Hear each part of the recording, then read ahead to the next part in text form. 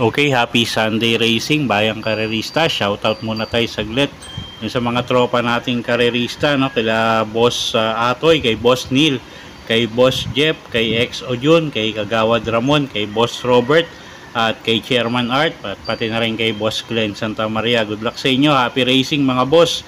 At pati na rin sa 13 Mafia East Side Bloods, kay Boss Tots G, kay Boss Sason, Boss Coax G, Boss Balacoba, kay J-Boss, John Caloy, kay Boss Dodong, kay Boss Orabi, kay Boss Rambo, at pati na rin dyan nga kay Boss Rambo, no? At good luck sa inyo dyan. At pati na rin kay Boss Raimundo Barcelon, at kay Boss Nelvin Kel na nanonood from Brunei. Happy racing po. Shoutout na rin kay Boss Junax ng Parola Tondo, at kay Boss Second Monsod ng Tondo rin, no? Shoutout sa inyo, good luck. At kay Boss Bong Yumol, at kay Boss Sam Talan, at pati na rin kay Boss Ronald Susim, at Dennis Salvador. Good luck po, happy racing po sa inyong lahat. Okay, araw ng linggo, January 7, 2024, at meron tayong 8 karera, no? Ang post time or start time ng race 1 natin is alas 2 ng hapon. Okay, so simulan na natin yung mga giya natin para sa araw ng linggo, January 7, 2024. Race 1 tayo, start ng first pick 5, 3-year-old and above maiden race.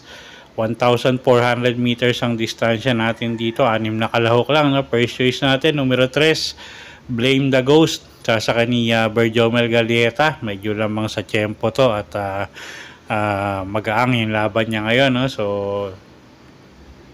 ito yung horse to beat dito sa race number 1. Second choice natin yung numero 6 na si Galactus. Sasakay naman ni YL Bautista, isang di banderang kabayo, no? At baka mapabayaan lang sa unahan at makachamba.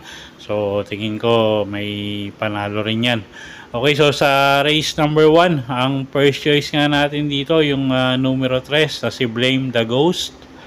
At second choice natin yung numero 6 na si Galactus. Okay, race 2 tayo. Start ng winner take all. Class 5-5, lowest group. 1,400 meters ang distansya. Okay, anybody's race. Pagandahan ng gising to. First choice natin dito yung numero 6 na si Daginding. JD Calagos yung sasakay dyan. Isang debanderang kabayo. So pag nauna to, tingin ko malaki panalo, no? At gamay pa nung inete. So siya yung first choice nga natin dito. Second choice yung numero 1 na si Matukad Island. Sasakay naman ni JD King Flores. At medyo galing sa maiksing bakasyon to, no? At yun nga, siya yung first choice natin na second choice natin dito sa race number 2. Okay, so sa race 2, first choice numero 6, Daginding.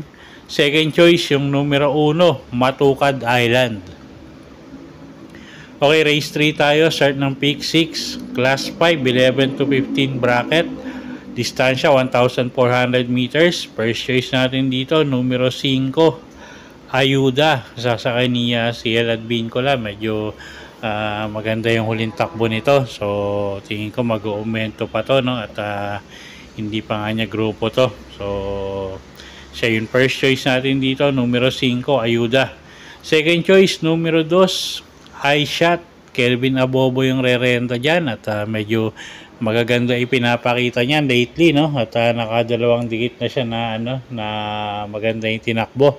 So nasahan natin mag-aumento pa to, isang deremating kabayo, at nagamayan na rin ni Kelvin Abobo to. Okay, so sa race 3, first choice numero 5, Ayuda. Second choice natin yung numero 2 na si High Shot. Okay, race 4 tayo. Start ng second pick 5. Class 3, 47 to 53 bracket. Medyo mataas na grupo to. 1,400 meters ang distansya. Isa na naman anybody's race. First choice sa atin, yung numero 8, Life Gets Better. Joel Ciego yung rerenta dyan. At gamay nung hinete, maganda yung numero. At medyo matapang lumaban sa unahan to, no? Kahit na may lucha. So, siya yung first choice natin dito. Second choice, yung numero 5 na si Cromwell. Sasakay naman ni JB Hernandez. Medyo marami tayong nakikitang matulin dito. So, si Cromwell pwedeng iuna, pwedeng isunod. So, baka mapabor sa kanya kung sakaling magkaroon ng lutsahan sa unahan. At kuha tayong third choice, yung numero 3 na si Ambicioso. Sasakay naman niya ni JR De Ocampo. Okay, so sa race 4, first choice, numero 8, Life Gets Better. Second choice, numero 5, Cromwell. At third choice natin, numero 3, Ambicioso. Okay, race 5 tayo. Start ng peak 4, class 5, 6 to 10 bracket. Distansya natin dito, 1,400 meters. Okay, first choice rin natin dito, no? Yung numero 3 na si Color Blast. Medyo magaan yung laban, although galing siya sa bakasyon, no? At sasakay niya ni Dan Camanyero. Isang deremating kabayo. Second choice natin yung numero 8 na si Tulak ng Bibig. Ace Aguila naman yung re-renda dyan. Medyo nag-i-improve yung mga huling takbo nito. At medyo magaganda nga pinapakita. At kuha tayong third choice yung numero 9 na si Barangay 65. Sasakay naman yan ni Jeff Bakaykay. Okay, so sa race 5, first choice nga natin, numero 3, Color Blast. Second choice, numero 8, Tulak ng Bibig. At third choice natin dito sa race number 5, yung numero 9 na si Barangay 65. Okay, race 6 tayo. Class 5, 6 to 10 bracket. Distansya 1,400 meters.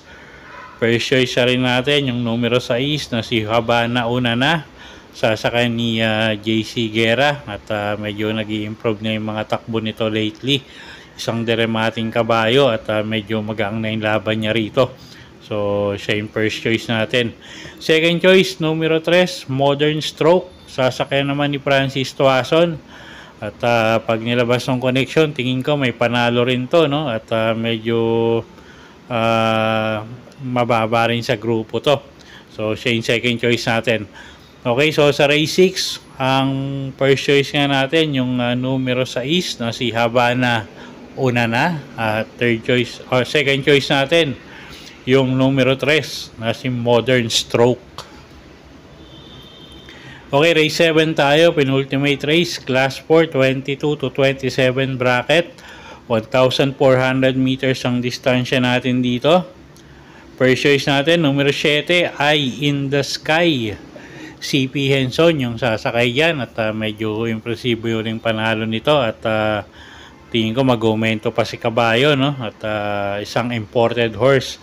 Second choice natin yung numero 11 na si This Girl Is On Fire. Sasakay naman ni RC Suson at isang imported horse din at medyo may kainaman din yung lahi nito. So siya yung second choice natin. At pang third choice ko, pang dehado, kung kursunada nyo, no? Yung couple entering numero 2, Bahandi at Home Court. Okay, so sa race 7, first choice, numero 7, Eye in the Sky. Second choice natin, yung numero 11 na si This Girl Is On Fire.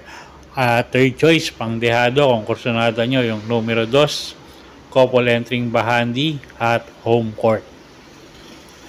Okay, race 8 tayo. Last and final race for the day. Class 4, 16 to 21 bracket. 1,400 meters ang distansya natin dito. First choice, numero 3. Couple entering One of a Kind at Baba Boom. Si One of a Kind medyo maganda yung pinapakita lately, no? Although si Baba Boom medyo inconsistent. Pero tingin ko parehas may panalo yan. Second choice natin yung numero 4 na si Mandatum. Sasakyan naman niya ni RC Suson at isang deremating kabayo. Tingin ko may panalo rin yan, no? At kuha tayong third choice dito, pang dehado, yung numero 11 na si Player Andre. Sasakyan ni Charles Reyes. Okay, so sa race 8, first choice nga natin, couple entering numero 3, One of a Kind at Baba Boom. Second choice, yung numero 4 na si Mandatum. At third choice natin, numero 11, Player Andre. Okay, so yun po yung mga giya natin para sa araw ng linggo, January 7, 2024. Sana po yung makatulong sa pagpili nyo ng mga tatayaang kabayo. Inuulit ko po, kayo pa rin po masusunod kung saan nyo itataya yung pinagpaguran yung pera.